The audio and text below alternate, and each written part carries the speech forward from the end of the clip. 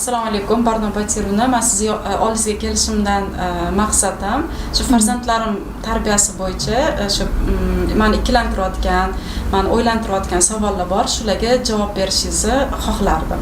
Imkon qadar savollaringizga javob berishga harakat qilaman. Shunchaki ochiq, bemalol suhbat bo'ladi. Qanaqadir qoliplarsiz. Men o'zimdan nima bor sizga javob beradigan shu javob beraman. Siz bemalol savollaringizni berasiz. Bugungi kundagi har bitta ota-onaning eng og'riqli masalasi bu shu farzandini ideal qilib tarbiyalash. Jamiyatda hali bizda har doim bo'ladi-yu, yaxshi nom, yaxshi qiz bo'lib qolish anaqamiz bor-ku, har doim biz yaxshi qiz bo'lishga harakat qilamiz. Farzandli bo'lgandan keyin yaxshi ona bo'lishga harakat qilamiz. Shu yaxshi ona degan nomni saqlab qolishga bo'lgan harakat. Shu bola nima qilsa qilsin, lekin bizda shu yaxshi ona degan nomni olib qo'ymasligi kerak-da. Shunga munosib bo'lib berishga majbur deb harakat qilamiz, tarbiyalashga, shu ideal farzand katta qilishga, ideal ona bo'lishga, ideal nomni saqlashga harakat qilamiz. Shuni atrofidagi har bitta jarayon, har bitta vaziyat shu og'riqli holat hisoblanadi. Chunki farzand bu alohida ruh, u baribir bizga bo'ysunmaydi, biz tanlagan yo'ldan ketmaydi. Shu bizdagi eng katta og'riq. Bizda vahim uyg'onadi onalarda. Hali biz chizgan yo'ldan yurmayapti bola, mana shu yo'ldan yurish kerak. Menimcha hamma savollar ham shuni atrofida aylanadi. Siz shu savolga qanaqa qaraysiz? Shu ideal ona bo'lish, ideal farzand katta qilish. Qarang, erkinlik deganda, mana erkinlik so'zidan qo'rqadi-yu hamma. Qo'rqib ketadi siz ham. Agar bolangga erkinlik bersa, qanaqa qaraysiz? Qo'rqinchli bu narsa. Xuddiki hali biz har bitta narsani o'zimizdan kelib chiqib tasavvur qilamiz, tasavvur qilsak kerak-da. Bizga hech qachon erkinlik berilmaganmi? Biz erkinlik berilishini tasavvur qilishdan ham qo'rqib ketamiz. Xuddiki hamma taqiqlangan, biz yopgan eshiklarni hammasini ochadi, har bittasiga kirib chiqadi. Biz mumkin emas degan hamma narsalarni sinab ko'radi degan qo'rquv uyg'onadi. Erkinlik sinab ko'rsa nima bo'ladi? Sinab ko'rsa, sizningcha masalan, sinab ko'rsa, shu ideal farzand tarbiya qila olmagan ona sifatida yomon ona degan tamg'a bosiladi onani peshonasiga. Sizningcha tarbiya farzandga kerakmi? Tarbiya farzandga endi psixologik tarafdan qanaqa bilmadim, lekin har bitta onani nazarida tarbiya kerak deb hisoblaymiz-da baribir. Bu tarbiyalamasa bir qanaqadir yo'llarga kirib ketadi, hamma qo'rquvlar ko'tarilib ketadi. Menda shunaqa, meni tushunchamda, endi tajribamda masalan, aytaylik, bir 60 yillik tajribam yo'q, 30 yillik deylik. Tajribamda mana biz Xudodan bola so'raganimizda xuddi u bilan hamkorlik qilish so'raganmiz, o'zimiz bilmagan holda ber, bola ber deymiz-ku. Tarbiya o'zi o'sha onaga kerakligi uchun berilar ekan bola. Bola biza masalan o'sha bolaga bizani tarbiyamiz kerakligi uchun emas, bizaga o'sha bolani tarbiyasi kerakligi uchun berilar ekanda. Mana hozir ideal ona, ideal bola deyapsiz-ku. O'zi ideal bilmadim, meni uchun ideal odamlarning ko'zida ideallik yo'q. Hozir hammamiz faqat Xudo bizga bergan bir rejasi uchun, biz hammamizga berilgan amallar bor-ku, har o'shalar uchun ideal qilib yaratilganmiz, lekin undan uzoqlashib ketamiz. Bu ona sifatida bolalarni ham uzoqlashtirib yoramiz. Faqat bizani egoyimiz ona emas, ega bo'lib ketganmiz-da, biz bolani egasimiz deb o'ylaymiz. Hamma bola tarbiyalashdagi degradatsiya ona o'zidagi onani ochmagani uchun. Egani yaratganda, bolani ochmagan. Erkinlik degani biza bilganingni qilur, bo'sh qo'yib yuborish deb o'ylaymiz-ku, lekin aslida biz eng birinchi bo'lishimiz kerak bo'lgan narsa bu haqiqatdan ham erkinlik. Masalan, bola erkin o'zini fikriga ega bo'lishi, qaysidir masala oldida erkin o'zini yondashuvi, o'zi erkin mustaqil chiqib ketishi, masalan, otasiga, onasiga suyanmasdan, hech kimga suyanmasdan erkin qaror qabul qila olishi, erkin jamiyatda o'zini o'rnini topa olishi, bu uchun fundamentda o'sha eng davrlari bo'ladi. Mana o'tish davrlarini har doim aytaman-da. Birinchi uzilish, tug'ilgandan keyin 3-4 yoshida, keyin periqadnoy deymiz, hammamiz bilgan 12 yoshdan nima edi, o'smirlik yoshini bilamiz, uzilish deb. O'zi uzilishlar etap birinchisi tug'ilganda, kindik kesilganda uziladi. O'sha shunda Xudo tushuntiradi. Bola senga bog'liq emas. u uzilish, bu birinchi tanada uzildi, bu уже ruhiy uzilish ham. U endi bu yoqqa chiqdi alohida. Keyin u ozgina dunyoni tanib boryapti, u endi yurishni boshladi. Yurgandan keyin masalan 3-4 yoshli payti bo'ladi. O'sha 3-4 yoshgacha u hammani kuzatadi. Kim qo'lini yuvyapti, kim unga nima beryapti, erkin mustaqil harakat qilib yurganlarni ko'radi-da, u o'zini ilk sinash, o'zini qo'lidan nima kelishini sinab ko'radigan davri bo'ladi o'shanda. O'zim deyish. O'zim, ha, men ham qilib ko'ray, men ham qila olarmikinman degan. Shunaqa muhimda emas shu payti. O'sha masalan 3 yoshdan keyin kech, 7 yoshdan keyin kech, 12 yoshdan keyin уже kech degan davrlar bo'ladi onalikda. O'sha 3-4 yoshli paytida o'zini qo'lidan nima kelishini bola o'zi ko'rishiga yordam berishi, ona uni yonida ko'proq turadi, erkinlik berayotganda. Lekin uni qamoqqa qo'yganingizda, masalan, siz aytganingizda qiladi, siz o'tkazib qo'yasiz garshokka, shunda o'tiradi, siz unga yedirib qo'yasiz, yeydi, qachon o'zi eblaguncha deganingizda, u o'zi meni qo'limdan hech narsa kelmaydi, men uddalolmadim degan kodni o'ziga joylaydi. Lekin erkin o'zi qilib ko'ra olsa, nimanidir o'ziga ishonch boshlanadi. Men qila oldim, uddala oldim, o'ziga uverilmaydi, ishonch bo'lishi. Lekin o'sha 12 yosh ularni o'sha hamma biladi. Menda savol tug'ildi.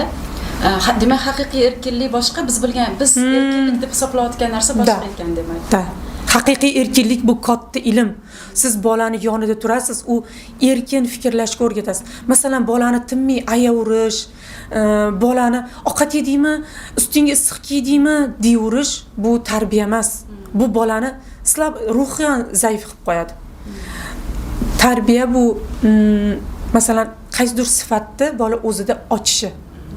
O'sha ochayotgan paytida o'zini qaysidir iqtidori, nimasidir bor, ana o'shanga sabr kerak ochayotganda, sabrga o'rgatish, lekin sabrga o'rgatishdan oldin bolani sabr bilan eshita olish kerak ona.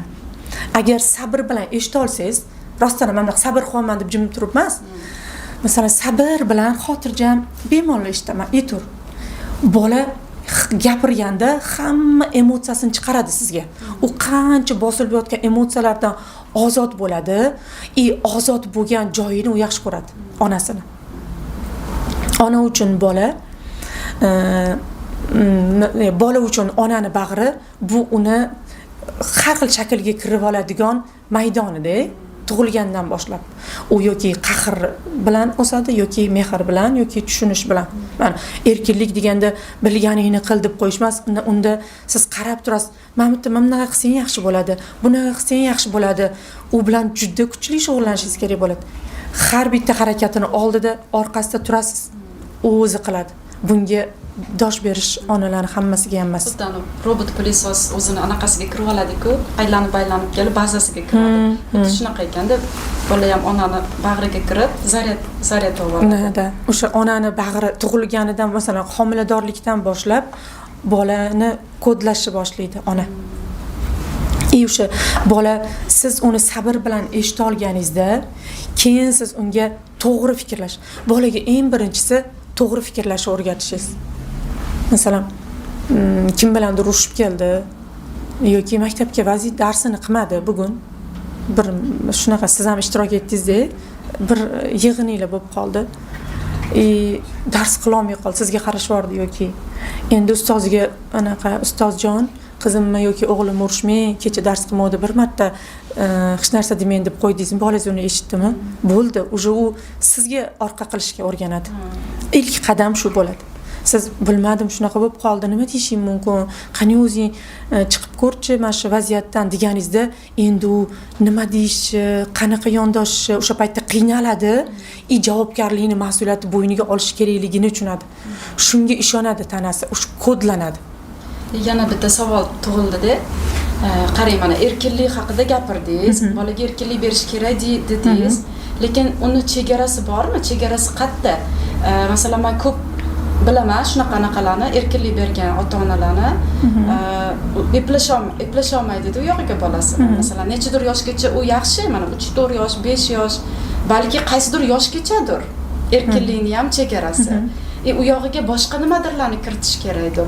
Chunki hali erkin qo'yilgan bola hamma narsaga mumkin deb katta bo'ldi deylik. O'sha mumkin emas narsani qanaqa tushuntirish kerak? O'sha erkinlikning chegarasi qayerda-yu, tushuntirish qanaqa bo'ladi? Keling, men sizga erkinlikka ilmini tushuntirib beray birinchi. Masalan, qaysidir paytgacha erkin bo'ladi, keyin uni qaytarib olasiz degan narsa yo'q. U erkinlik bu shunaqa ilmki, siz uni erkin qo'ydingiz, u o'zini nimasinidir yaratishga, masalan, qizingiz pirog pishirmoqchi, ya'ni 12 yoshmi, 10 yoshmi, qachon 7 yoshmi daji. Unga erkinlik berdingiz, u pishirib ko'rdi-da, tajribasini ko'rdi. Ana o'sha joyda tushuntirish olib borasiz. Hozir nima xato qilding? Qayerda noto'g'ri qilding yoki qayerda to'g'ri qilding?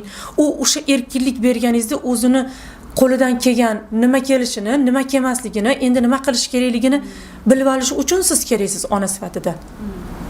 Ona shu uchun kerak. Har safar shunaqa, masalan, ovqatini o'zi yedi, ham yog'ini chaplab tashadimi, deylik, garshokka o'tirib ko'rganda, o'sha joyda uni o'rgatib ketasiz. Hozir mana shunda o'zingcha mana shuni qilib ko'rganingda nima bo'ldi? Qanaqa o'zini yoshiga mos qilib erkinlik bering, bo'ldi, qo'yib yuboring. Masalan, 12 yosh bolaga erkinlik bering, bo'ldi, u bola shug'ullanmay desa, aynan yo u yo'ga, yo bu yo'ga o'tadigan onani o'sha tarbiyasi, otani mehri kerak bo'lgan davr-ku. Masalan, u tanasiga hozir javob bera olmaydi o'ziga. U tabiatini o'zi tushunmaydi, chunki tanada gormonlar eng aktivlashgan davri bo'ladi. O'zi nimagaligini bilmaydi. O'g'il bolaga intilaveradi, qiz bola yetilayotganda qiz bola o'g'il bolaga intilaveradi. Ana o'sha paytda erkin qo'yib qo'ying degandek, mana erkinlik to'g'ridan to'g'ri tushunsangiz, bu bolangizni do'zaxga tashlab yuboring degandek. Aslida erkin qo'yib qo'ying deganda, hozir erkin fikrini sizga bildira olsin. Nima bo'layotganini bemalol ayta olganida siz uni to'g'ri yo'lga korreksiya qila olasiz. Yo'naltirib turishimiz kerak. Da, erkinlik degani qo'yib yuboring degani emas. Siz uni bundoq, masalan, erkinlik deydimda maydon. Maydonga bundoq qo'ydingiz, siz maydon, bunda o'ralgan maydonda, u hozir bola maydonni 10 metrgacha bora oladi erkin. Siz bilasiz shuni. 10 metr u yoqqa, 10 metr bu yoqqa, 10 metr bora oladi. Siz o'sha 10 metrdan 11-metrda ko'rib turibsiz, u o'sha yerda qilayotgan jarayonini chetdan ko'rib turib, o'ziga nima qilganini ko'rsatib berib turaverasiz. Tushundim. Erkinlikda o'shanda 16 yoshda o'sha bola o'zini hech kimga gap so'zisiz, kimdir unga sanito qilding, sanito gapirding degan narsalarni uni sindirib qo'ya olmaydigan darajada o'zini ichki potensialini, yerda nega kelganini, kimligini, qudratini, qodirligini, talantlarini, hammasini fundamentini yaratib oladi. Tushundim. Men bitta video ko'rib qoldimda, u nima anaqa internetda ko'rdim. Bitta qiz gapiryapti. Meni ota-onam kichkinaligimda kimga xohlasang turmushga chiqasan deyishgan bolaligimda, lekin u erkinlikni bildimki, ular tanlab bergan anaqalarni orasidan tanlov qilishim kerak ekan aslida deganga o'xshagan gapda. Bu menga og'riq berdi bu narsa. Rostdan ham biz erkinlik deb o'ylab, rostdan ham erkini cheklamayapmizmi bolalarni degan fikr ham paydo bo'ldi-da. Bu narsadagi balans ham muhimmi erkinlikda? Bu mana qarang, bir-biriga ulanib keturadi-da. Mana onani niyati bor-da, farzand o'stirishdan niyati bor. Masalan, farzand eng avvalo ona o'ziga savol berish kerak. U farzandni nima uchun o'stiryapti? Haqqoniy o'zi bilan yuzlashsa, meni kelajakda ushalmagan orzuyimni davom ettirsin. Bolam baxtli bo'lsin, lekin meni yo'limdan davom etib baxtli bo'lsin. Men unga yaxshi hayot tilayapman, unga investitsiya kirg'izyapman, o'qityapman, u o'qishda o'qib, bu o'qishda bu kiyimlarni kiydiryapman. No, tegida u kelajakda kimdir bo'lib, meni qaraganimda ta'minlovchi bo'lsin deyish, bu ana o'sha erkinlikka kres qo'yadigan narsa. Mana shu o'rinda yana bitta savol berib ketaman. Bugun bitta savolga ko'zim tushdi, savol emas, bir muhokamaga ko'zim tushdi. Farzandlari o'zini yo'lini topgan, o'sha allaqachon topib ketgan yo'lini, lekin bu onada shunaqa hayotini mazmuni yo'qolib qolgan. Bolalarni katta qilib, o'zini yo'lini topguncha onani bor maqsadi, hayotini mazmuni ham shu farzandlarini rohatini ko'rish bo'lgan, farzandlari bo'lgan. Ulardan nimadir kutuvlar aytganingizdek, shu jamiyat yaratib bergan anaqalar bo'yicha kutgan. Men hozir bolalarimga bor energiyamni berdim, bir kun ular menga qaytaradi. Mana bunaqa ko'rinishda. Lekin bolalari o'sha hayotiga aralashtirtirmayapti uni. Nasihat qilsa, maslahat bersa yoqtirmayapti. Yo'q, kerak emas maslahatingiz degandek qo'pol, jerkib gapiryapti-da. Bu onada depressiya, o'sha stress boshlanyapti. Qanaqadir psixik buzilishlar o'sha boshlanyapti-da. Bolalardan kutish, nimaga unaqa, nimaga bolalar bunaqa, nimaga endi ular shuncha men katta qildim, endi bular o'zi katta bo'lib qolganday bir narsa deb norozichilik boshlandi-da farzandlardan. Bir kun kelib biz ham xuddi shu holatga tushib qolmasligimiz uchun nimalarga e'tibor berishimiz kerak? Zo'r savol deyman, mana shu anaqani yaxshi ko'raman. Chunki bir kun hamma bolasidan kutganlarni kelajagidagi holati shunaqa, siz aytgandek, xuddi shunaqa. Chunki undan boshqacha emas. Chunki u qaysidir joygacha yashaydi, qaysidir joygacha mehnat qiladi. Chiranadi o'sha paytda, yashaydi desam xato bo'ladi. Chunki u yashamaydi. U yetib olsa bo'ldi. Hozir bular bolalarni kiydirib olsa, o'qitib olsa, nimadir qilib olsa bo'ldi. U shuncha payt o'zi yo'q bo'ldi-da. Endi yo'q bo'lgani uchun bularga tikdi-ku umrini. Endi menga qaytarib beringlar deyotgandek bo'ladi. Lekin ona bolaga nimani meros qilib berdi? Kim uchundir yashashchi.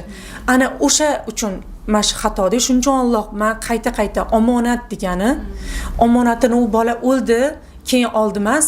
U shunday qiladi, bola masalan bolani o'zini shaxsiy hududini ajratib oladigan davrlar bo'ladi. Mana shu 20 yosh, mana o'g'il bolalar ayniqsa o'sha men o'zim hech kim ishtirok etmaganda, ota-onasi men uzilib qoldim bolamdan yoki qayergadir ketdi, o'qishga, chet elga, telefon qilmayman, nimadir. O'sha paytda ota-onasini yomon ko'rayotgan bo'lmaydi. U o'zini hududini, shaxsiy hududini yaratayotgan bo'ladi. O'zim kimman men? O'zi qo'limdan nima keladi? Oyim o'g'li, odam o'g'li bo'lib qolmaydigan jarayoni bo'ladi-da. Men onalar o'zi masalan bolasini bilan birga o'zini rivojlantiradi desa, o'zini yerda qiladigan ishi, masalan kimdir sport zalini o'zini ochib olish yoki tikuvchilik sexi yoki nimasinidir zavqini shunaqa mazza qilib yerda mana shu xizmat qilish kerak-ku. Masalan yerda biza xizmat degani nimadir mehnat qilamiz, obmen yashashimiz uchun, pul topish uchun qilamiz-ku. Ana o'shani zavq bilan qilib olishni tushunib olsa, u parallelni bolaga o'sha hissni beradi. Bola onasida nimani ko'rdi? Onasi o'zini kimgadir qaramlikda, orqadan nimadandir umid qilish niyatida o'stirmaganini ko'rgan bola o'shani onasidan meros qilib oladi. Lekin bolaga chidash kerak, ona bo'lish, bu voz kechish, bu chidam degan narsalarni yemasdan, men seni yemay yedirdim, kiymay kiydirdim. Onalik bu minnat emas. Onalik bu qanaqadir og'ir mas'uliyat emas. Onalik bu o'zini tanasi orqali bir ruhni bir nurga olib chiqish, nurga kuzatib qo'yish. Shu onalik bu xuddi Xudoning kelgan ruh, Xudodan kelganni o'zi orqali o'tkazish. O'shaning uchun bir eshik sifatida ona toza bo'lish kerak. Nima demoqchiman? Toza, nafrat, alam, o'chga to'lgan ona bolaga uni kodlaydi. Bola uni norma deb o'ylaydi.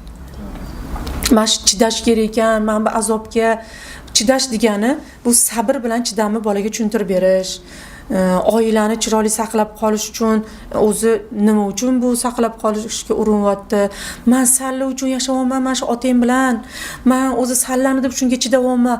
O'shanda bola o'zini men azob manbasiman deb his qiladi. Immashi uni butun kelajagiga ta'sir qiladi. Meni deb onam azoblanyapti, keyin kelajakda meni deb bolam azoblanyapti. Ayniqsa onani yaratmasin ekan degan bitta so'zni tahlili shunaqangi og'ir bo'ldi. Xuddi onani yaratmasin ekan, u bolasidan qiynalgan, masalan bolasi kech qoldi uyga. Ishdan kech qoldi, maktabdan kech qoldi yoki bolasi kasal bo'lib qoldi, ona iztirobga tushganda, voy onani yaratmasin ekan deb uni shunaqa ohangda aytadi. Lekin ammo bu yaratilishga Xudo noto'g'ri qildi. Xudo yaratmasin degan ildizga krest qo'yishdek-da, mana shu oddiy gaplar. Bolani tanasiga o'sha bitta blok da oddiy gaplardan o'zicha hamma narsa oddiy gaplardan dasturlanadi-da. Biz bu yoqda qiyin, bir importni so'zlarni qidirib yuramiz. Chet elcha tarbiya, ular bunaqa qilgan ekan, ular unaqa qilgan ekan. Yo, bizani har bir davlatda, har bir yurtda o'zini tarbiyasi, o'zini udumi, o'zini qoidasi, o'zini ildizi bor kelib chiqqan. Biz u yoqqa o'tdan olib buni qo'shib qo'ya olmaymiz. Masalan, erkinlik degani u chet eldan kelgan emas. Bizani o'sha masalan qarang. Onani muhimligi shunchalikki, Buxoriyni onasini tarixini eshitgan bo'lsangiz, ko'rlikdan o'sha ko'r bo'lib qolganda ona o'zi orqali bolasini ochdi. O'zini taftish qilib. O'sha oldingilarni bilsak, hammasi o'zini shunaqa ochgan-ku. Shuni aytib bera qoling, shu rivoyatda balki foydali bo'lar. O'sha bola farzandi ko'zi ko'r bo'lib qolganda, Xudo Buxoriyning onasi 40 kun chillaga kiradi Xudo bilan yuzlashish uchun. Nima qildim? Men nima qila olaman? Mana shu bolamni ko'zini ojizligida meni qatta xatoyim bor edi. Nima bo'ldiki, menga masalan ular shunaqa yondashganki, hech bir narsa Xudoning iznidan tashqarida berilmaydi. Xudo menga bu dars qilib berdi buni. Men buni nimani anglashim kerak, nimani tushunishim kerak deb o'zini ichiga kirib, o'zini ochgandan keyin o'sha rozi bo'lgan, avval rozi bo'ladi, isyon qilmaydi. Nega unaqa bo'ldi deb. Ulug', buyuk odamlarni tarixiga qarasak, ular bolasi nimadir xato qilsa, ayb o'zidan qilgan bolasini urishmagan. Nega bolam bu darajaga keldi? Men unga nima yediruvdim? Bizda mana shu narsa, mana hozir shu narsaga e'tibor umuman yo'qolib qolganda, dunyo psixologiyasi ham aytganingizdek, men diniy kitoblarda ham, umuman diniy ta'limotlarda ham hammasida aytiladi shu narsa. Hamma narsa xudodanligi yoki psixologik, dunyoviy bilimlar bo'yicha har bitta narsaga odam o'zi sababchi bo'lishi haqida aytiladi. Lekin nimagadir biz shu narsalarga e'tibor bermay qo'ydikda, nimadir bo'lsa kimnidir ayblaymiz, har doim aybdor qidiramiz. Shu farzandlar bilan munosabatda ham shunaqa farzandlarni aybdor qilamiz yoki kimnidir aybdor qilamizda. Shu narsalar haqida ham gapirib o'tay. Masalan, har bitta odamning har bitta xatti-harakati keyingi taqdirini belgilaydi. Aytaylik, farzandni hali shu minnatga kirib ketganmizda, bola katta qilishda ham xuddiki biz bir narsa qilib qo'ydik, nimadir qilib qo'ydik, lekin aslida u bizning mehnatimiz emas-ku. Shunchalik bizga shu bolani katta qilish uchun Xudo bizga berdi-da, shu resurslarni, bizga shu pulni, shu energiyani, shu hayotni bermaganda biz katta qila olmasdik aslida. Lekin men qildim, men deb turadi-da onalar ham. Mana shu onaga shu bolasiga qarash orqali ham rosa katta savoblar berilgan. Shu bitta kechqurun uxlamasdan chiqishi qancha savob. Bu savob onani hayotiga moddiy ko'rinishda boshqa tomondan qaytib keladi. Boladan qaytmasligi mumkin. Lekin boshqa tarafdan, masalan, yaxshi ishga ko'tarilishi, oilasida baraka bo'lishi, turmush o'rtog'i tomonidan qanaqadir bir mukofotlar, moddiy ko'rinishdagi sovg'alar, shu narsalarga nimaga e'tibor berilmay qo'ydi? Shu haqida ham gapirib ketdik. Mana siz shaxsan ona sifatida keling ochiq gaplashamiz. Siz shunga qanaqa qaraysiz? Siz masalan mana shu xudodanligiga, ko'p onalardan eshitaman-da, Xudodan deydi, lekin o'zi eng onalarni bilasizmi, degradatsiyasi. Ona degan hali ona bo'lmaganda, egaligicha qolib ketgan. Chunki u bola meniki. Agar qattan buni tushunish mumkin, agar unga mabodo nogiron farzand berib qo'ysa, uni inkor qiladi. Nimaga menga? Lekin agar boshqa bola kelsa, iqtidorli bir bolani Xudo mana shu ona orqali dunyoga keltirdi. Uni o'zi bilamiz, ilm o'zidan, Xudodan.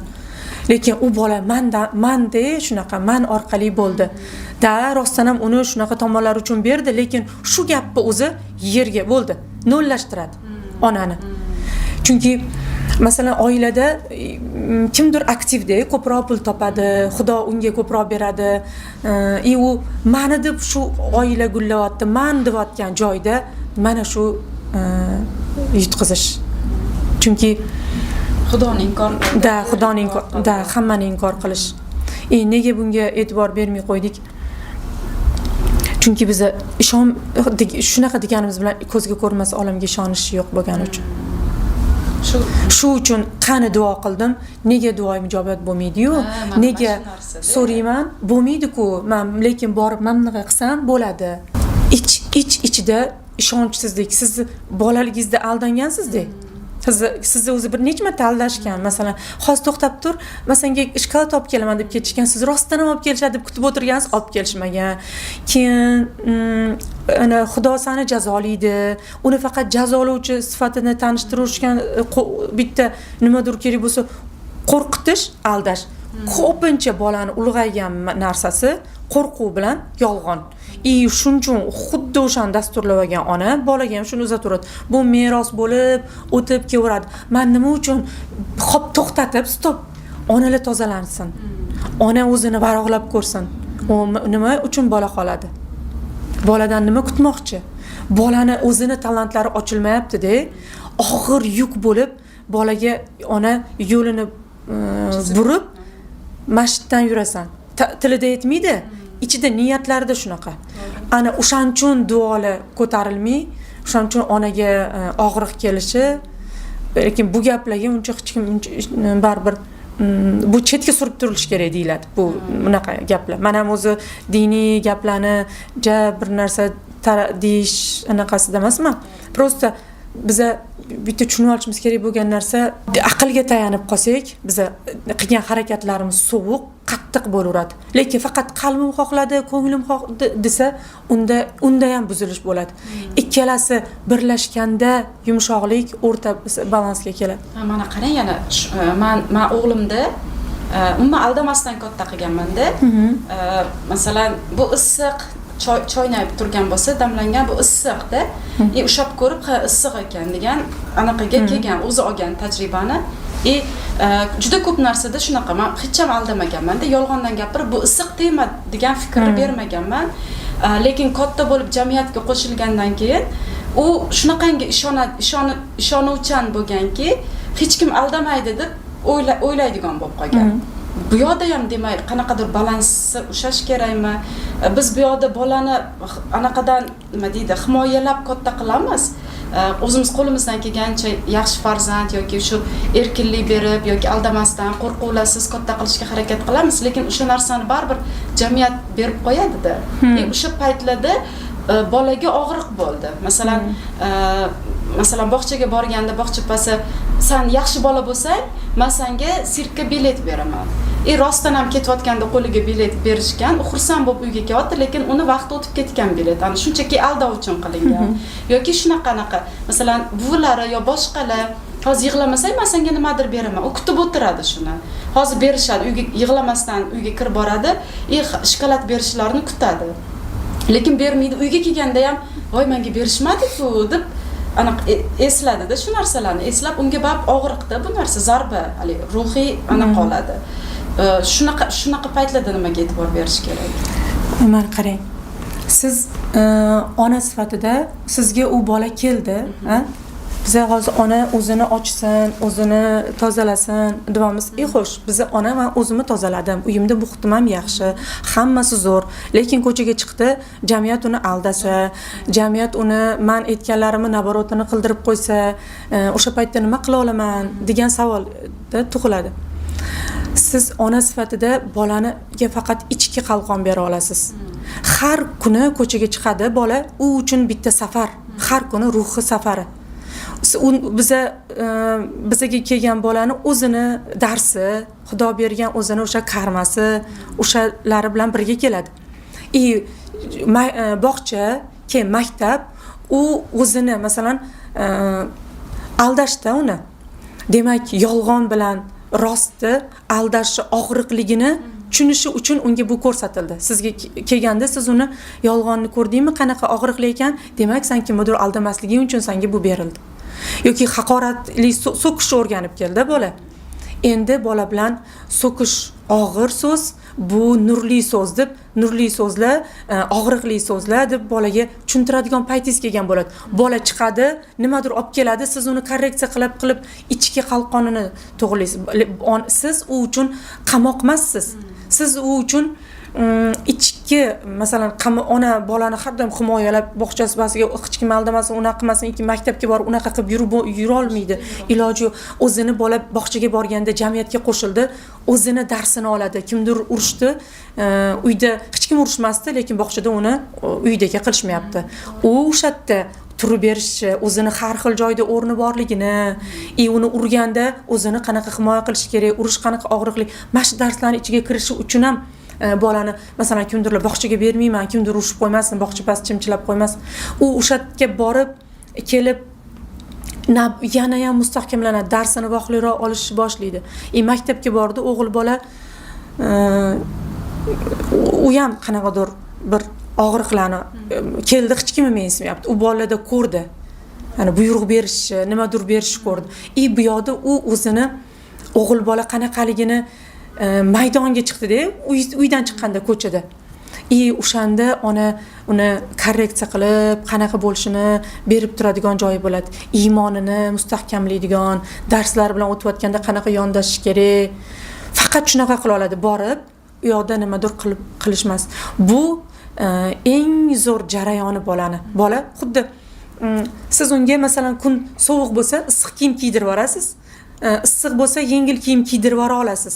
Lekin zontik bilan uni yoki tutib yurib yoki uni uyga qamab qo'ymaysiz. To'g'ri. Lekin bu narsa bor-ku, masalan, qanaqa tushuntirsam, bog'chadagi boshqa bolalar bor-ku, jamiyatni anaqasi bilan jamiyatni aytgani bo'yicha tarbiyalangan bolalar bu narsani oson qabul qiladi-da, lekin bu og'riqli, bunda og'riqli o'tyapti.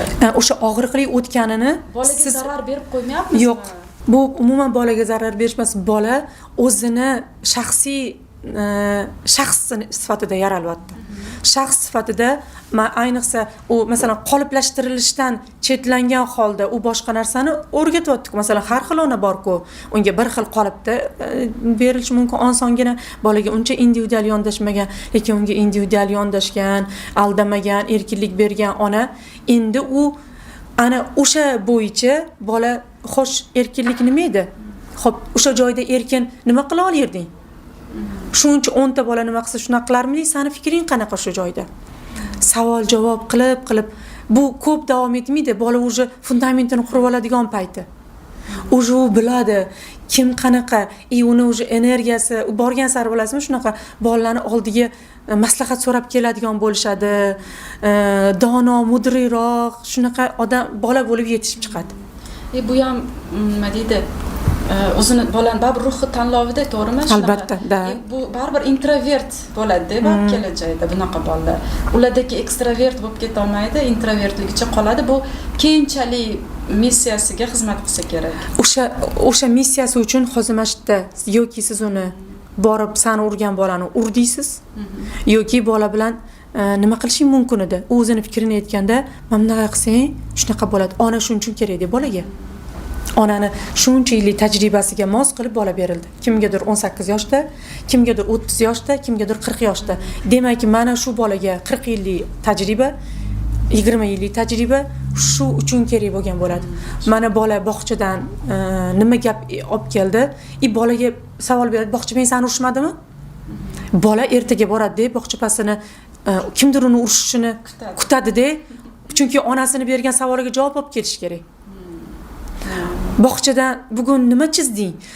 Bola diqqatini nima uyga berib kelganda oyisi beradigan savolga qaysi javob berishga qaratganda diqqat qatta bo'lsa, o'sha gullaydi. To'g'ri, lekin shu gapingiz men har safar kelsa hech kim urmadimi deb so'rayman-da o'g'limdan. O'zidan o'zi har safar bugun meni palonchi urdi, men uni urdim. U unaqa qildi, men bunaqa qildim deb faqat urishganlarini gapirib beradi. Chunki shunaqa seni kimdir urmadimi? Ana seni hech kim urish kerak emas. Endi u masalan urdi, bunaqa masalalar agar o'zi aytib qolsa, siz ona sifatida uni chora ko'rishingizda, qanaqa gaplashishingiz, o'zi bilib olasiz, lekin bolaga savol berganingizda bolani diqqati o'sha joyi o'stirishga qaraveradi, to'g'ri fikrlashga. Bugun nima chizding? Nima yodlading bugun? Qaysi o'rtoqlaring keldi? Nima o'ynadinglar? Mana shunaqa savol o'shancha aytaman-da, onada ilm bo'lsa, u bolasini zo'r ko'tara oladi. Mana nimaga kerak onalikni o'rganish. Uspeshniy, omadli bolalarni har doim o'ziga ishongan, o'zi hamma joyda turib berib, hammani ayblamaydigan, nimaga hayotida bu vaziyat berilyapti? O'sha qaynana, o'sha ermashi og'riqlar, o'sha darslarda bu menga nimaga berilyapti deb yechib keta olgan onani bolasi ham shunday bo'lib rivojlanadi. Tarbiya bolaga mamini qil, uni zo'r ustozlarga berganingiz bilan, lekin onasi o'sha javob bermayapti o'sha talablarga. Bolaga qil deysiz-da, lekin o'zingiz qilmaysiz. Sizda yo'q ko'nikma unaqa.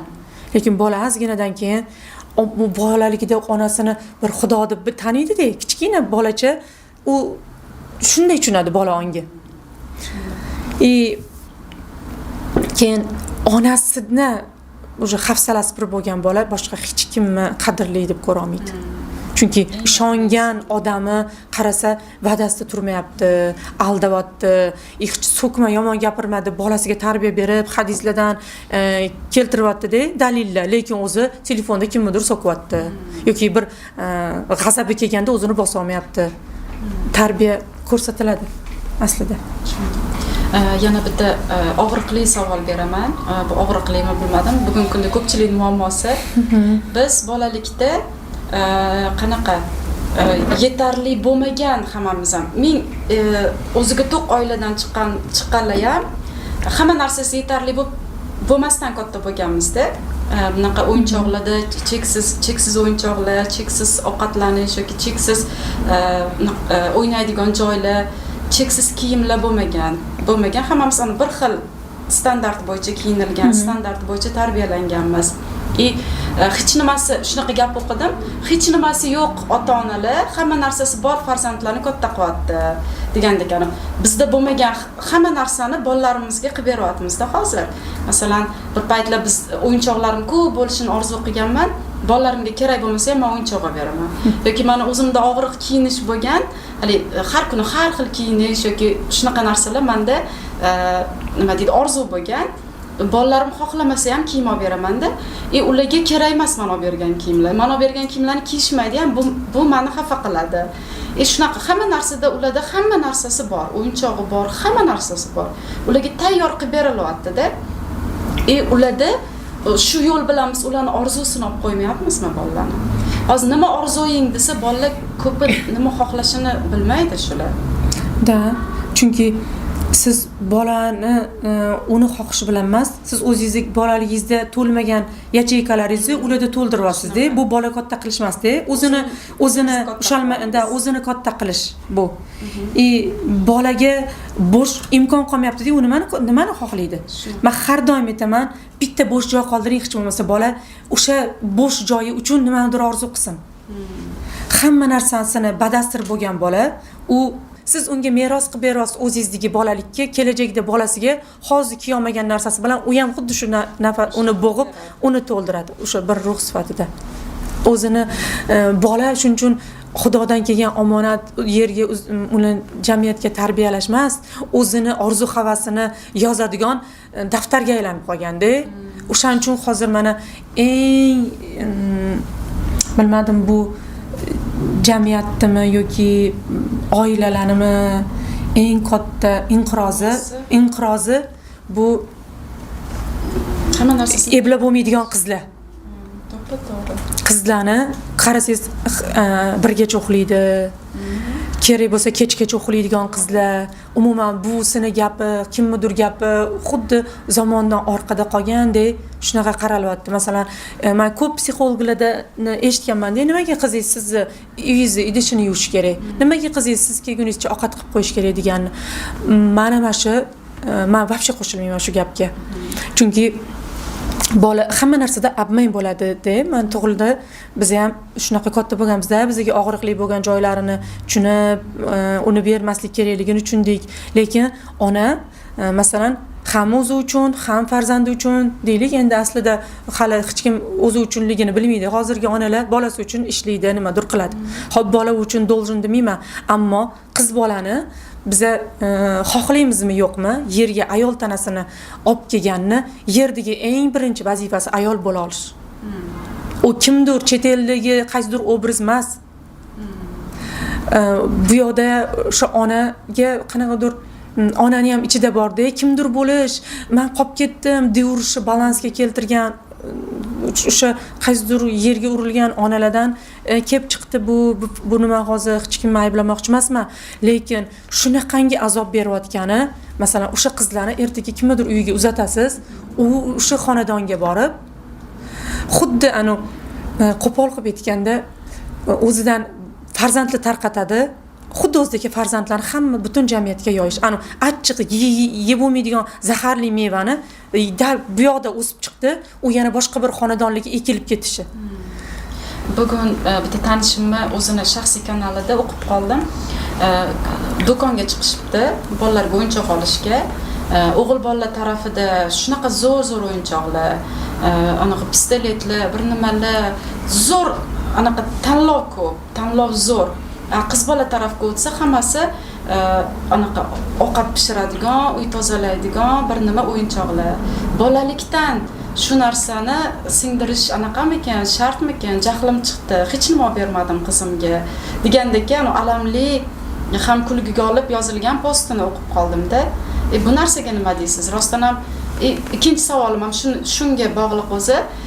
O'g'il bolalarni tarbiyasida qanaqa yondashish kerak u, qiz bolani tarbiyasida qanaqa yondashish kerak? Nimaga qizlar aytganingizdagi asl vazifasini unutyapti-da bugungi kunda? Nimaga o'g'il erkaklar ham, nimaga ayollar ham haqiqiy vazifasini unutib qo'yapti? O'zi biz o'g'il bolani qanaqa katta qilishimiz kerak? Mas'uliyatli, hali oilada gap so'zi o'tadigan, haqiqiy erkak bo'lish uchun. Qiz bolani o'zligini unutib, ayolligidan nafratlanadigan. Mana kecha o'qidingizmi shu voqeani? Qiziga pichoqlagan, 7 yoshli qizini bir paytlar ayig'i anaqasiga tashagan ona ekan. O'shani sababini qizim mendagi bo'lmasin, ayol bo'lish qiyin jamiyatda degandagi narsa ham o'qidim-da men. Shunchalik ayollikdan nafratlanganki, qizini o'ldirishgacha borganda ayollikka nafrat. Shu ayollikka nafrat uyg'onmasligi uchun, erkaklar haqiqiy erkakligini his qila olishi uchun qanaqa yondashish kerak? Endi bundoq qarasangiz, prosta uyg'oq bo'lib qarasak, hozir erkakmi, ayolmi, hammasini unib chiqqan joyi onasini batni. Ayoldan unib chiqqan. O'sha erkak ham, aytaylik, dayus erkak ham, so'z o'tmaydigan, hech uyida xotiniga gap o'tmaydigan, hozir hech narsa qilmasdan, ishlamasdan yotgan erkak ham. Hozir ayollar mehnat qilyapti, hamma ish ayollarga bosim kuchayib ketdi, ayollarni bir paytda ayol san avratsan, gapirma, yopil, san bunaqasan, unaqasan deb ayollar уже qul darajasiga deylik chiqadi tushunchalarimiz bilan-da, shunaqa paytlardan o'tdik. Endiga kelib ayollar ham ardoqlansin va kelinlar xizmat qilmasin, bir narsalar degan narsalar chiqib ketdi. Lekin biz o'sgan paytimizda umuman boshqa narsalar edi. O'sha o'zimizni tarbiyamiz, o'zimizni tabiatimizdan kelib chiqqanimizdagi qarasak, bizga oddiy, bundoq qarasangiz, uy ishi, idish yuvish, shuni sansalar qilib o'sdik. Shunaqa oilalarni ko'ryapmiz-da. Eng qiyin ish uy ishi. Xuddi mana kelinlar ham qaynonasi bilan idish yuvmadi, bu bo'lmadi. Borib kerak bo'lsa o'sha kelin yoki o'sha qaynona og'ir qanaqa mehnatlarni qilib keladi pul topish uchun, lekin bitta uydagi ish shunaqa katta janjalga aylanib ketaveradi. Uydagi ish bu qul, xuddi o'zini o'rnini uyda ish qilsa quldagi ko'rgani. Ayol o'zini masalan tabiatan intuitivni berilgan, bizga bola tug'ildimi, bolani siz masalan rivoj bor joyda shartlik bor. Shartsizlik deb bonguramiz-ku. Shartlik shuki, siz bola tug'digan onamisiz, unga boqishingiz, uni avaylashingiz, uni o'rashingiz, issiq kiyintirishingiz, shu qarashingiz shart. Menda shartsizlik kim qarasa qarasin deb tashab ketamiz, chunki u bolani sizni batningizda 9 oy turdi.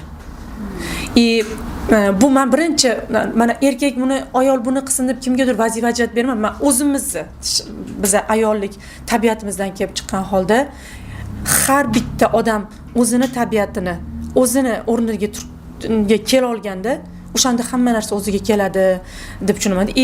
Sen pol yuvishing kerak, seni ishing bu. Erkakka sen erkakmisan, qo'lingdan keladimi? Qarangda, ikkalasiga bir xil narsa yondoshi. Ikki hozir bitta qizlar buzilib ketgani yo'q, da qizlar og'riqli, na erkaklar ham zaiflashib ketdi, yigitlar. Qaysi bir yaxshiroq pul beradigan qiz bilan yuradigan, mana borgan sari yana ayniqsa na erkak na ayol emas, o'zini tabiatini o'zgaradigan geylar ko'payib ketdi. U qarasa ayol bo'lish va qiyin, erkak bo'lish qiyin, uni tanasida boshqa kod yaralish kerak bo'lib qoldi. Chunki tabiatda erkak va ayol degan kodlangan u DNKsda. Lekin gey yo'q unaqa. U o'zini o'zi boshqa jins qilib kodlab olishga bu tanasi nima qilishni bilmayapti-da. Shunaqa bu og'ir, erkak bo'lish qiyin, ayol bo'lish qiyin. Mana men shuning uchun nima demoqchiman? Faqat ayol sifatida har birimiz o'zimizni ochganimizda dunyoga yordam bermoqchi bo'lsang, o'zingga yordam ber. Biz har kuni chiqib bong urib hech kimni o'zgartira olmaymiz. Faqat o'zimizni o'zgartirishimiz orqali farzandga qanot beramiz. Hozir qilgan mehnatimiz 5 yildan keyin jamiyatda o'sha erkin fikrlaydigan, o'zini o'rnida turadigan qizlar, bizani o'zi naslimiz qanaqa avlod ajdoddan chiqqanmiz. Shunday erkaklar, ori kuchli, bilasizmi, ori bo'yidan baland erkaklar nasli bizani. U ayollarni ana urib himoyalamagan.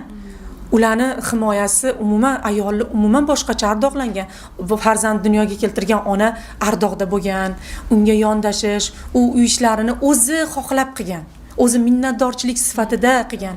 O'zini shukronasi o'laroq o'sha erkakka ovqat pishirib berishi, mazza qilib shirin sevgisini ovqat shaklida uzatgan. Unga o'shanday zamin yaratib qo'ygan, erkagiga unga shunaqa moddiy yaratib bergani berish abmeniga. Hozircha gaplarimizdan o'zi shundoq ham jamiyatda ayollarga bo'lgan talab katta. Unga juda ko'p narsa talab qilinadi. Bolaligidan boshlanadi ayol kishiga. Hozirgi gaplarimiz ham qanaqadir yana talab yuklayapti-da. Hamma mas'uliyatni yana. Shuni aslida bu mas'uliyat emas, bu narsa haqiqiy ayollikka ochadigan narsaligini. Ayolni qutqarish, qarang. Ona sifatida siz o'zingizni nimalarni yuklab keldingiz? Sizda nimalar turibdi? Azoblaringiz, hammadan xafasiz. O'sha agressiya bilan bolangizni berayotgan tarbiyangiz hammadan o'ch olish uchun. Hamma sizni bir kun yerga urilgansiz, endi bolangiz kimdir bo'lsa sizni ko'tarib beradi. Siz o'zingiz ko'tarmayapsiz, o'zingizni mas'uliyatdan qochayotganingiz uchun bitta bolaga, bitta ruhga o'zi u vazifasi bilan kelganga yuklab qo'yasiz. Buni xohlaymizmi, yo'qmi, achchiq haqiqat tan olishimiz kerak. Ayolga talab umuman yo'q. Ayol faqat o'zini ochishga mas'ul. Ona sifatida. Mana shu mehnatdan qochib, u shu yukni hammaga yuklab, xuddi yugurib yurgandek, "Sen menga buni qilib ber eriga, sen menga buni qilib ber o'g'liga, qiziga sen menga mana erga tegib berishing kerak" deb yugurib yurib, keyin oxirida boya siz aytgandek hech narsasiz qolyapti. O'g'li uni aytganini qilmayapti, qizi uni aytganini qilmayapti, o'zini yo'li bilan ketyapti. Hayotining mazmuni yo'qolib. Mazmuni yo'qolib qoldi. O'sha mazmun turishi uchun o'zi shifo topganda u orqali-ku, chunki ona orqali hayot yerida paydo bo'ldi. Biz aslida-chi hammamiz baxtli bo'lishga intilamiz. Har bitta ayollar orzusi ham, maqsadi ham, hayotning mazmuni ham baxtli bo'lishda. Biz baxtli bo'lishga har doim intilamiz, har doim harakat qilamiz, lekin biz doim yo'lni noto'g'ri olamiz. Oson yo'l bor ekan baxtli bo'lish. Qarang, Xudo bizani yaratganda taqdir borda, ikki shartli va qat'iy taqdir bor. Qat'iy taqdirga hech qachon banda ta'sir qila olmaydi. U Xudo o'zi belgilab qo'ygan, sizni qaysi jinsda tug'ilishingiz. Quyosh, oy, yer, hamma narsasi Xudo yaratib bo'lgan yo'llarni. Shartli taqdir bu sizni amallaringiz, tushunchangiz, ilmingiz bilan, duolaringiz, niyatlaringiz bilan ta'sir qila oladigan qismi. Ana o'sha qismida siz farzandingizni agar masalan farzandingiz meni aytganimdek bo'lsin, siz uni taqdiriga katta aralashayotgan bo'lasiz. Lekin shartli masalan siz tanlashingiz mumkin. O'sha farzandni qanaqa kim bo'lishmoqchi, o'shanga yordam berish, uni ichidagi sifatlar yerga kelgan bitta missiyasi bor. Masalan, u uchuvchi bo'lish uchun kelgan. Siz hech qanaqa sen samolyotda portlab ketasan, uchuvchi bo'lmaysan deb ushab turishga haqqingiz yo'q. Onalik bu. Mana shu o'sha bolaga, o'sha otga ruh yordam berish. Endi qarang, qaysi ona yordam bera oladi shunaqa joyda? O'ziga yordam bergan ona yordam bera oladi-da. Boshqachasiga yordam berish tajribasi yo'q ona bolaga unaqa ochib bera olmaydi. Unda faqat kibr ishlayveradi u onada. Yo'q, sen mana bunaqa bo'lishing kerak. Himoyalab o'zini oldida qolsa, bolasi uni zo'r odam bo'lib, ko'p pul olib kelib, buni boqib tursa, Hindistonga olib borib kasal bo'lganda operatsiya qildirsa, faxrlanib qo'shnilarga, o'rtoqlarga maqtanib o'tirsa, umradoshim, haj birodarim deb bu o'sha men hech narsa demayman ularga, faqat aytmoqchiman.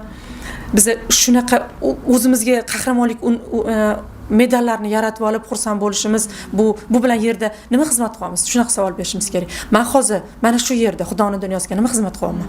Kichkinagina xizmatimiz. Men nima xizmat qilaman deb savol berganingizda, o'zi bu yerda bir baxtga xizmat qilish ham Xudoni bizani qaysidir amallarimizga bergan mukofoti bo'ladi aslida. Aynan shu baxtga mana shu uy ishlarini qilish ham, ana chin dildan sevgida ovqat qilish yoki uyingizni bir chiroyli qilish yoki farzandlaringizga mehr berish yoki shuni qo'lidan ushlab hamma ishingizni tashlab qaysidir anaqa kasbga yo'naltirish yoki qaysidir ilmga yo'naltirish ham aslida shu bizni bitta shu Xudoni dunyosiga qilgan bitta xizmatimizda. Xizmatlar hech qachon javobsiz. Qarang, mana shu uy ishi haqida men sizga o'zim fikrimni aytaman. Masalan, bitta ayol uyda hammaga ovqat tayyorlaydi, uyini ishini qiladi, hamma ishga ketadi, bog'chaga ketadi. Qachon mana shu ayol mana shu yashayotgan uyini hammani xizmatkoriman deb emas, bu meni korxonam. Men yaratgan korxonam. U korxonani rahbari o'sha ayol. U o'sha korxonasidagi ishchilar, masalan, erkagi boradi, ishlab keladi, bolasi borib qatgadir o'qiydi. Bu o'sha korxona gullashi uchun bu yoqda zamin yaratib beryapti. O'sha ayol uyda shunday sharoit yaratib beryaptiki, shirin ovqat, xotirjam muhit, erkin dars qilish imkoniyati, erkin farzandlar ulg'ayishi, erkak uyga kelib dam olish sharoitini yaratib beryaptiki, ular chiqib borib gullab o'zini ilmini oshiryapti, qatlardadir xizmat qilib dunyoga xizmat qilyapti. Mana shu ayol eri, o'g'li, farzandi, qaynonasi, kimlar hammani qo'li orqali aslida bu ayol beryapti o'shani. Va albatta mana shu uy ishiga kimdir unga oylik bermas, lekin bir kuni mashina agar shartsizligini tushunib olsa, katta bir zo'r tayyor bitgan uy o'g'li tomonidan hadya yoki eri tomonidan yoki kimdir tomonidan hadya sifatida keladi. Mukofoti zo'r bo'ladi. Mukofoti zo'r, lekin o'sha ayol shunaqa yondashi kerak. Bugun bu uyni oddiy uy, qora qozon deb emas. Bu o'sha shunday odamlarni avliyolar yetilib chiqayotgan maskan, yer xuddi. Bir daraxt ekilgan yerdagi shunaqa yondashsa, uni qilayotgan har bir ishi ibodat bilan teng bo'ladi. Men shunaqa qilaman-da o'zi. Har doim uy yig'ishtirishdan oldin qaysidir maqsadimni qo'yaman, qaysidir orzuyimni qo'yaman. Men hozir shu orzuyimni yo'lini tozalayapman deb anaqa qilaman. Rostdan ham shu orzuyim qatdan ushaladi, o'zim ham bilmay qolaman. Bilib-bilmay qilgan qaysidir gunohimni hozir tozalayapman. O'zi dinda ham aytilgani, kirini yuvsang, gunohing kechiriladi, to'kiladi. O'sha zo'r sekretlar bir aytilganda, biz uni faqat yuvsak shunaqa bo'ladi deb o'ylaymiz, lekin har bitta qilgan ishingizda siz uni eslab tursangiz, dil bayoru dast bakor. Qo'ling ishda, diling Xudoda bo'lgan joyda sizda o'sha ibodat jara, farzandlaringiz ham nurli, ya'ni iymonli ichki qalasini yaratib berasiz. Siz o'zi qilayotgan ishingizdan xursand bo'lganingizni bolalar ko'radi. Uyda onasi bor. U yaxshi tam esida qoladi ruhini. Shirin tam bilan kodlanadi onasini mehrini o'sha ovqat orqali, ayni erkak o'sha ayolini sevgisini uyda u pishirib bergan ovqat, salati, muzdek kompot yoki qishda issiqqina qanaqadir damlamalar. Endi men bu bilan ayollar uyda o'tiringlar, hech narsa qilmanglar demoqchi emasman. Shunchaki uy ishini qiyin deb aytayotgan joyda uy, masalan, ishga bormoqchi bu, men ham ishlagim keladi degan ayol, ishga kiyinib borib, kiyimlarni ko'rsatmoqchi bo'layotgan ayol, masalan, uyda ham har xil chiroyli obrazda yurishi, bu xuddi o'sha ishxona rahbaridek, lekin rahbarman hamma munda o'tir deb emas, u rahbardek his qilishi, u boshqa narsani kibr bilan ko'rinish emas. U o'zini shunaqa his qilganda, qolganlarni shunday hisda katta gapda, masalan, ishingni qilaman, jonimga tib ketdilaring degan hisda qilayotgandan keyin unga davay qil, tushunmading hali ham darsingni degandagi abma energiya bo'laveradi. U nafratni olgan bola, farzandlar, turmush o'rtoq hammasi jamiyatga chiqqanda o'shanda sochadi. Oilada baraka ketadi. Men shunaqa deyman har doim. Siz bugun bolangizga zapret qo'yib o'tiribsiz. Uyda to'polon qilma, jim, men bundoq deb turibsiz. Bola uyda jim o'tiradi. Lekin maktabga borib, maktab stolini buzadi, qaysidir bolani uradi. Siz uyda uni emotsiyasini bostirdingiz, borib uni kimnidir urayotgani sizni qo'lingiz bilan urayotgan bo'ladi. Borib qayerdadir tuzyapti, gullayaptimi, o'sha bolani qo'li bilan siz mehnat qilasiz O'sha degani. siz bergan Da, bilan mana keladi. ona chunki bola uchun onani bag'ri bolani zo'r o'sadigan yoki qora urug' yoki nurli urug' bo'lib o'sadigan maydoni. Demak, hamma narsa onalik ilmiga borib taqalar ekanda baribir. Shu farzandni munosib farzand tarbiyalash, jamiyatga munosib farzand tarbiyalash yoki shu turmush o'rtog'imizni shu jamiyatdagi o'rni, shu oilamizdagi barakali, demak hammasi onalik ilmiga borib taqalar ekanda. Bu ilmni qatdan olsak bo'ladi. Qanaqa egallash mumkin? Masalan, siz qarang, o'zingiz nima deysiz fikringizda? Rost shu gaplarga mana siz ham nima faqat ayollarga talab, nima onalar faqat o'sish kerak degan og'riqlarni, mana shunaqa fikrlaringizga ozgina bo'lsa ham tushuncha oldingizmi?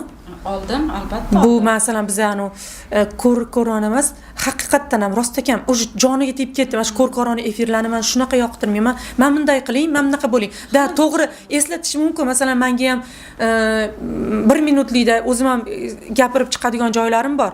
Lekin 1 minutda siz butun fikrni bera olmaysiz-da. 1 minut uni davomi bor. Siz buni uchini etmay desam, to'g'risini aytaman, o'zimga вообще yoqmaydi, majbur bo'laman, shuni etishingiz kerak. Kimdir qiziqqanlar davomini so'rash uchun buni kimdir bilish kerak bo'lganligi, sizdan chiqish kerak bo'lgan xabar bo'lsa, masalan, uni etmasligi ham gunoh. Xuddi bir yechimni bekitgandagi degandek qilib 1 minut, 1,5 minutda nimadir aytaman, ammo o'zingiz o'ylab ko'ring, shuncha bosib kelgan qancha savollarimizga 1 minutda javob ola olamizmi? Ham hammaga yaltiroqdan o'rgatib olib, maslahat berish, chiqib bunday qiling, bunday qilmang deyish juda oson. Qosh ko'zingizni ko'rsatib yoki hech kimga u qosh ko'z, siz qanaqadir joyda reklamada, qaysidir qasrda uylaringiz hech kimga foydasi yo'q, hech kimga qizig'i yo'q. O'sha to'yib ketdik. Nima masalan, bu ilmlar qayerdan kelib qoldi? Bizning ota-bobam paytda bu yo'q edi, oldin hamma binoyda edi, lekin men shunaqa deyman. Tohir Malikka bitta gaplari bor-da. Hozir mana ularning asarlarini yozganlarida necha yil oldin yozganlar, masalan, Odamiylik mulki, yana ko'p asarlari bor-ku. Hozir hamma aytayapti, hozirgi yoshlar buzilib ketayotgan deyapti, lekin nechidir qachondir, qaysidir mininchi yilda qazilma topilganlarda hozirgi yoshlar buzilib ketayotgan degan yozuv bor edi. Masalan, bu ilm mana bizani tabiatimiz, tanamiz bilamiz, Xudoning nafasi ruhdan tashkil topligini bilamiz. Tana ruh yani chiqib ketgandan keyin hech narsa qila olmaydi.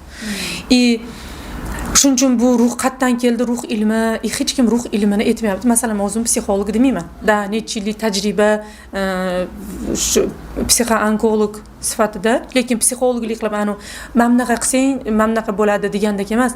O'zingizni ichingizdan hamma narsani topishingiz, chunki Alloh bizga agar biza taqdir bitilganda, shunda robot bo'lib yashashimiz kerak bo'lganda, shuncha mingta payg'ambari, shuncha kitoblari tushirilmagan bo'lardi. Faqat ilm deganini tagida ilm keldiki, bular yopiq emas edi. Yoki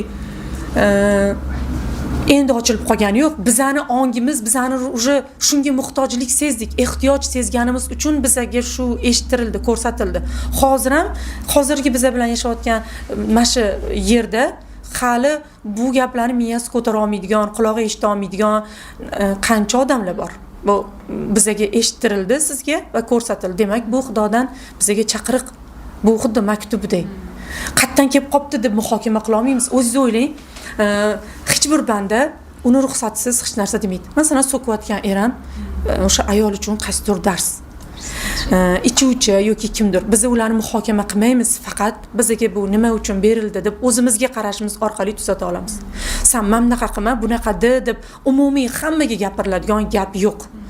Chunki har bir odam individual, unga alohida yondashuv kerak. Va aslida alohida yondashuv har bir ona o'zini, oilasini, bitta kichkina jamiyat, oilasini ichida ayol o'zini sifatida o'zini tuzata olsa, mayli.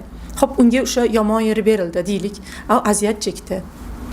O'sha qaynana yoki yana unga qaysidir ayollar berdi. Xo'p, o'sha azoblaringni, azobli yillaringni chestiga deyman men, hurmatigami, nimasigadir, sharafiga shunday sen xohlagan erkakka sen tarbiyalab uzat, Sandan boshlansin o'sha avlod. Sen o'zing xohlayapsan. San xohlasan u, san xohlagan baxtni san ololmading. Lekin shunday o'g'il tarbiyalaginki, o'g'il onaga nisbatan sevgisini, minnatdorligini u o'sha onada ochilib oldi. O'zini erkak sifatida, o'zini iqtidorini ochdi, qudratini ochdi. Ona uni maqtab, zo'r qilding, qo'lingdan keladi, молодец. O'g'il bolaga kerak bo'lgan tarbiya boya aytdingiz-ku, nima kerak o'zi unga? Masalan, bola yig'lab keldi, o'g'il bola. Yig'lama deyolmaysiz. Yig'lab olsin. Qo'yib bering, yig'lavur. Chunki uni tabiatida ayol sizdan borsiz, erkak va ayoldan u dunyoga kelgan. Yig'lab bo'lgandan keyin uni eshita oling. Eshitganingizdan keyin har bir ayolda bordi, masalan, qizlarda ham erkaklik bor, erkaklashib ketganda uni urishmay, yaxshilab erkaklashib olsin. Qani, xo'sh, davay. Keyin nima bo'ladi? O'zini asli tabiatiga keladi. O'g'il bola yig'lab bo'lgandan keyin unga masalan, xo'p, o'g'lim men buni qilgan bitta kichkina ishiga maqtaganingizda, o'g'il bolani maqtov, uni benzini tan olish. Masalan, qiz bola sekin xotirjam qo'g'irchoqlarni o'ynaydi, u tez bormaydi. Unga sekinlik kerak, uni chiroyliligi, milashkaligini, shunaqa sekinlik bilan nozikligini ochib harakat qiladi. Ahamiyat bersangiz, qiz bola xola ham o'yinini, lekin o'g'il bola golni tez urish kerak. U gol uradi, молодец. Unga shartda hal qilish kerak. Qiz bolaga sekinroq. Ikkalasini nima tez bo'lmading deb qiz boladan talab qilmaysiz. Ikkalasiga unaqa baribir ikkalasiga qattiqlik qilmaysiz. O'g'il bola qilib bo'lgan zo'r qilding. Mana buni qara, shunaqa tez paytda qilding, молодец. Bu onasi ayol sifatida onasi uni tan olsa, uni har doim ayollar tomonidan tan olinadi. Erkakka o'zi yerda istagi ayol tan olishi. Chunki erkak bu moddiy, u kuch, u ilohiy dono, u tabiatan. Unga ko'p qanaqadir ilmlar unga osonda, u ilm olishim kerak, borib o'zimni tuzatishim kerak deb yurgan aksariyat erkaklar emas, ayollar bo'pti. Nega ayollarni ayol deyilurgan tegida o'zi san xo'rlangansan, avratsan degan ma'no emas. San ochil, san sevgi bo'l, san baxt bo'l, san o'zingda shuncha ko'p xazina, o'shani ochishing kerak degan gapni boshqacha yetkazib berilgan aslida.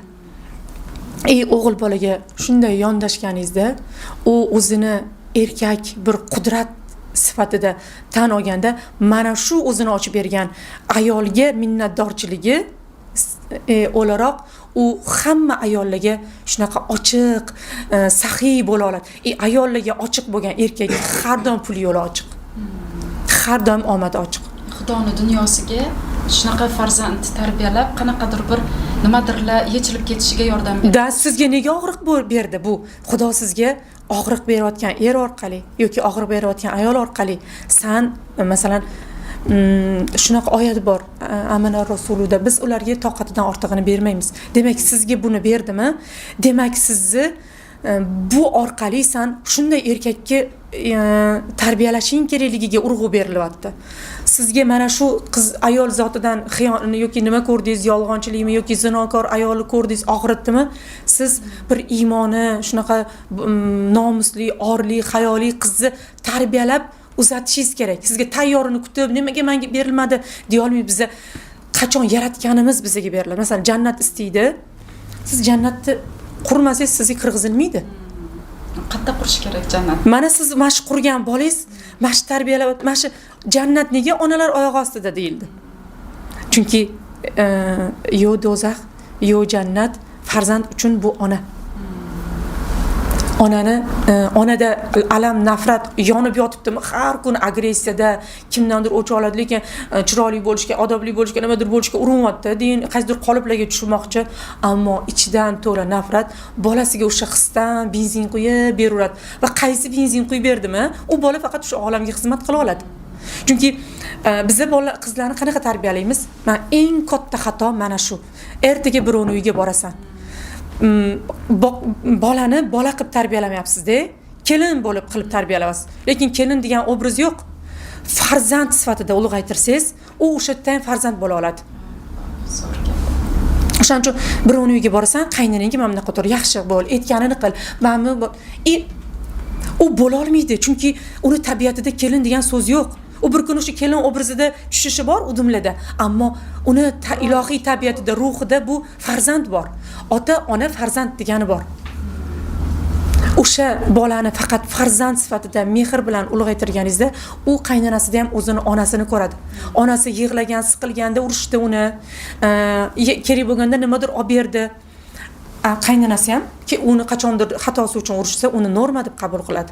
Siz bolam, senga nimadir bo'lsin deb bir kuni o'zingizdan voz kechib, yedirib ahvol bo'lib, oxirida siz yotib qolib, shu bola kasal onaga qarab azob chekyapti.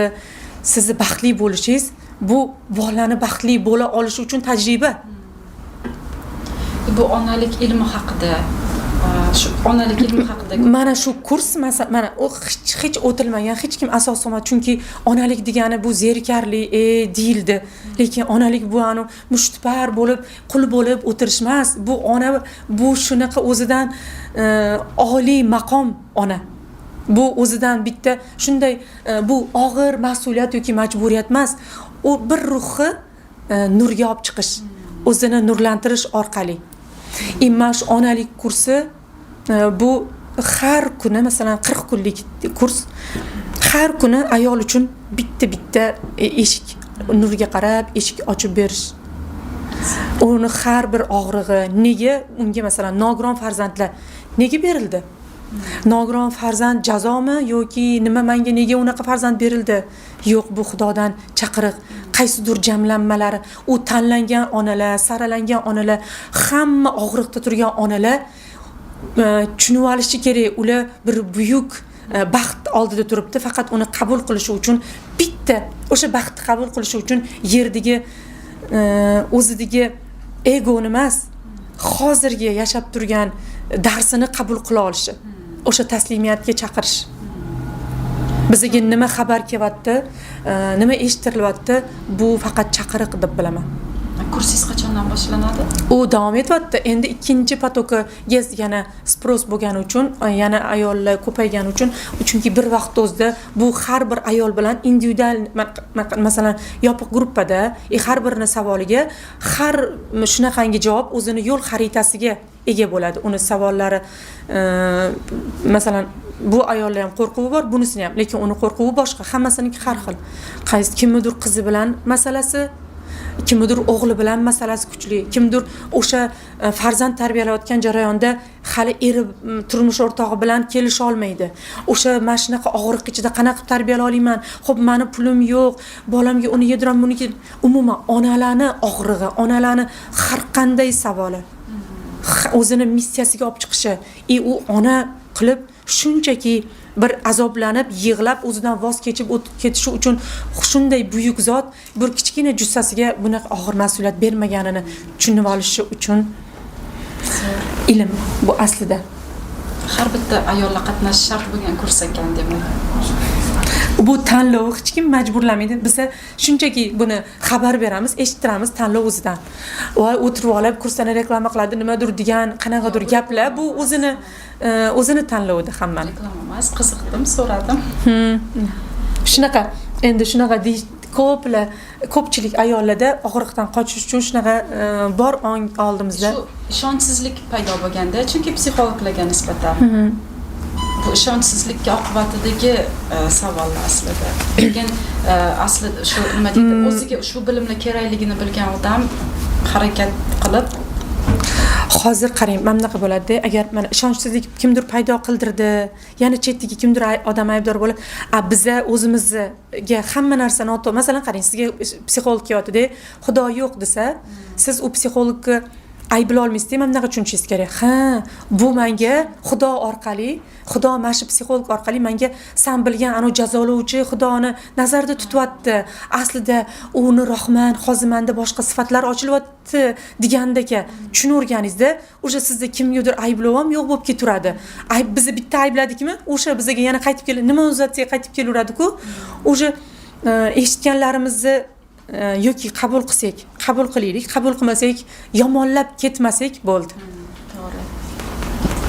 shuning uchun ham biz o'zimizda aytdim-ku, hech qanaqa yomon ham yaxshi gap ham bizga shunchaki berilayotgan bo'lmaydi. Tushuna olsak, o'sha bu shariatdan tariqat, ma'rifat, haqiqat bosqichiga o'tib, o'sib borishdi. Agar bitta ilm bilan shundoq qolish kerak bo'lganda, yerda siz keldingiz, bo'ldi bolali bo'ldingiz, uy-joy qilib berdingiz, shu sizni vazifangiz bo'lganda bo'ldi, u boshqa ilm ochilmagan bo'lardi. Lekin yerda bu moddiylashmas, bu pul yoki nimadir bu natija emas. Bu odamni ichidagi o'sha hozir 1 rubl pul u vaqtinchalik, lekin siz o'zingiz ochganingizda siz cheksiz barakaga ochilasiz. Farzandlaringizni bitta kichkina yutug'ida unga oddiy narsada quvonch, bayramga aylantirasiz. U bo'lmasa agar sizda katta narsada kutib bo'lsa, bolangiz nimani yutib nimaga erishsam, yo'q bu ham hali ham kam ideal farzand o'stirish vasvasasi bu juda ham bolani ruhini bo'g'ish. Qalb hech qachon xotirjam. Yo'q, hech qachon hech narsaga erishganday bo'lmaydi. U faqat kelajakka ketaverib, bu yoqda yashamay qolib ketadi. Bolani ham shunga o'rib ketadi o'sha ona. Oxirgi paytda jamiyatda o'ylantirayotgan, butun onalarning muammosiga aylangan, tashvishiga aylangan savolni beraman. Shu gadjetlar haqida, ya'ni telefon, planshet yoki televizor, yoki ijtimoiy tarmoqlar haqida fikrlaringiz qanaqa? Bolani chalg'itish uchun ham beramizda qo'liga. Bergandan keyin undan ovolish o'zi imkonsiz. Chunki o'rnini bosadigan hech narsa bera olmaymiz-da bolaga unga o'rgangandan keyin. Bu bolalarning psixikasiga ham shorts ko'radi, emotsiyalar tez almashadi, birdan xursand bo'ladi, birdan xafa bo'ladi, tez o'tkazadi, birdan qo'rqadi. Hammasi tez bo'lgandan keyin baribir bolani bu psixikasiga bir kun portlash bu ta'sir qiladi, bunaqa emotsiyalarni o'ynashi. Biz kichkinaligimizda xafa bo'lsak, uzoq payt xafa bo'lardik. Xursand bo'lsak ham hammaga aytib chiqmaguncha ko'nglimiz joyiga tushmasdan uzoq muddat xafa bo'lardik. Hamma narsani vaqtida, sekinlik bilan yashab o'tardik-da. Bularda juda tez hozir. Hamma narsa tezlashib ketib qolgan. Bu tezlikka biz o'zimiz paytgacha chidolmayapmiz-da. Hozir qo'liga telefonni berib yoki ijtimoiy tarmoqlarga ulaganimizdan keyin. Qanaqa buni olib qo'ysak bo'ladi yoki olib qo'yish kerakmi? Boyaga erkinlik bu narsada berilishiga qanaqa qaraysiz? Qarang, hozir bola mana shu davrda, telefon davrida tug'ildi-da. Ularning davridagi, chunki siz uni hozir siz buni o'zingizni paytingiz bilan solishtira olmaysiz. U paytda yo'q edi. Umuman bu fantastika edi. Telefon bo'lishi. Biz fantastika davrida o'sha bolalar bilan birga o'syapmiz. Ular shu energiya tezlashgan, energiya qabul qiladigan shunaqa paytda onalar shunaqa bo'ladigan holatlar hammasi bilinganki, berilgan. Hamma narsani shunaqa zo'r tomoni, yomon tomoni bor. Masalan, bizga pichoq berildi, sen mazza qilib foydalanishing uchun. Telefon ham shunaqa zo'r tomoni bor. Masalan, siz telefonda o'zingiz ishlaysiz, deylik. Qaysi bola telefonga mukkasidan ketgan, aslida o'sha bolani onasi ham telefonga mukkasidan ketgan. Bolasini oldida o'ynamaydi, lekin ichida energiyasida hozir bo'sh bo'lsa, Instagramda yotib oladi. Yoki nimadadir yotib oladi. Rivoj uchun emas, tomosha qilish uchun. Kim nima bo'ldi, nimadandir qolib ketdi. Mana shu his bola ham uzilib qolgan, telefonni ichiga mukkasidan ketib qolgan. Telefondan uzish kerak degan joyini aytmayman. Chunki biz ham telefonsiz yashamaymiz. Hozir telefon dodada ham bor, buvda ham bor, hammada telefon. Lekin hamma telefonda mana bunaqa o'tirayotgani yo'q. O'sha doda kimdir ham bir YouTube'da nimani ko'rgisi kelgan uchun ko'radi. Ularni ham haqqi, ularni ham davri. Va hamma telefon o'ynab o'tiribdi, oldin salla qo'lingdan tasha. Unaqa deyishga hech kimimizning haqqimiz yo'q. Hammani bu tajribadan o'tayotgan davr hozir. Meni fikrim shunaqaki, telefonning zo'r tomoni hozir hamma yomon narsalar bilan birga buni ichida shunaqa zo'r rivojlantiruvchi ranglarni o'rgatib beruvchi, kichkinaligidan boshlab zo'r ibrat beruvchi, shunaqa o'rgatuvchi darslar bor. Bolangizga siz birga uni ongi shu ranglar orqali kodlanayotgan paytida ana telefon o'yini ko'rmoqchi bo'lsang, shunaqa ko'rasan oldingizda. Bola hozir siz berayotgan tarbiyangizda sizni o'zingiz bundan shunaqa ilm uchun foydalanayotgan bo'lsangiz, sizni bolangiz ham shunaqa foydalanadi. Keyin men o'zim ham hozirgi davrda, men qaysidir bolalarimni davrida aytaylik 30 yil oldin meni bolalik bo'lgan paytimda telefon yo'q edi. umuman bunaqa telefonlar keyin chiqdi. Endi hozir ayni damda meni 3-4 yoshli farzandi men hamma davrni yashab o'tiribman-da hozir. Bola ona bo'lishim tugab qolmayapti-da, yosh onalik davom etayotgani uchun aytaman, o'sha tajribadan o'tayotganimda ko'ryapman, qizim ham telefon hamma u ham hamma qatori shu jamiyat shu davrni ishtirokchisi qatori, u ham telefonni yaxshi ko'radi, lekin ahamiyat bersam mana shuni ko'ramiz davay.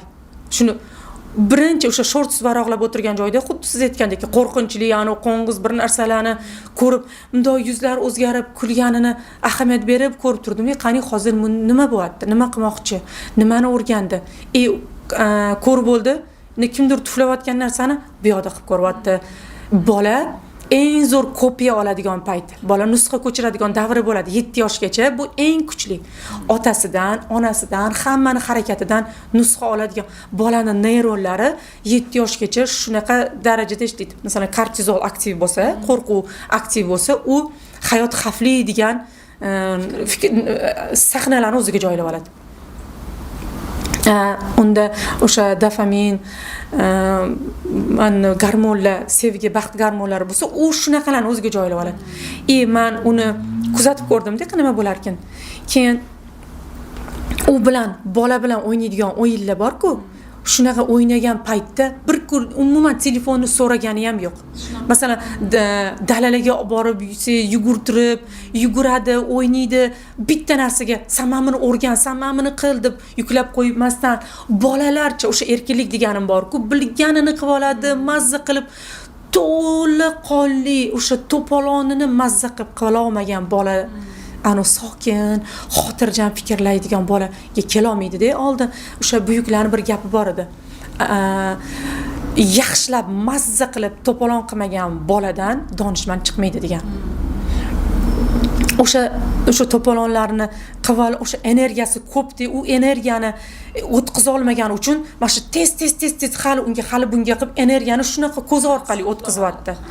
Sarflayapti, chunki bizani bu internetlar, hammasi shu ko'zimizdan o'tayotgan energiya sifatiga rivojlanib ketyapti-ku. Tabiiy hol. Masalan, qarasangiz, telefon bolangizni o'ziniki qilyapti. Telefon bolani olyapti-da, o'zini dasturini yozib beryapti. Onani uyg'oq bo'ladigan joyi, qarang, qanchalik telefon o'zini dasturini yozib beryapti. Siz o'zingiznikini qanaqa yozib ulgurib qolyapsiz? Bu bola kelajakda telefonni ichidagi dasturlarga xizmat qiladimi yoki sizni unga joylagan sevgi, baxtga xizmat qiladimi? Mana shu joyini ko'rib olganingizda yutqizyapsizmi, yutyapsizmi?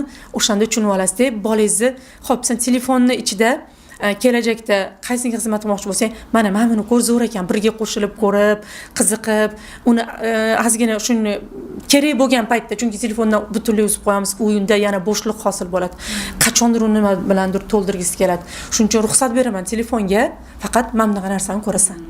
Mana nechta varianti bor tanla ichidan. Mana bu o'rgatadigan, o'ynaydigan ranglar bilan, masalan, mana endi o'zimni qizimga ko'radigani Blippi bor, Leni pandalar bilan ko'rsatib beradigan hammasi shunaqa o'yinlar orqali, harakatlar orqali naborot o'zi bilan birga o'sha harakatlarni qilib ko'rganimda u energiyalarni o'tkazib, qiziqligini ko'rib bunga qaramaydigan zo'rroq narsa bor ekanini bilmay yurgan ekanman deb topgandek bo'lganini, qanaqa yo'naltirsangiz bola zo'r sizga ishonishini tajribasini ko'rdim.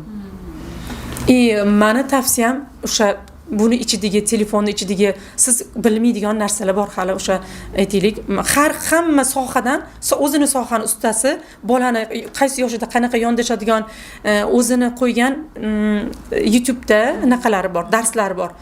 Siz bo'lsangiz hamma sferada bolangizga ko'rsatib bera olmaysiz. O'shalarni unga ko'rishga yordam berish uchun sizga yordamchi deb his qiling telefonni.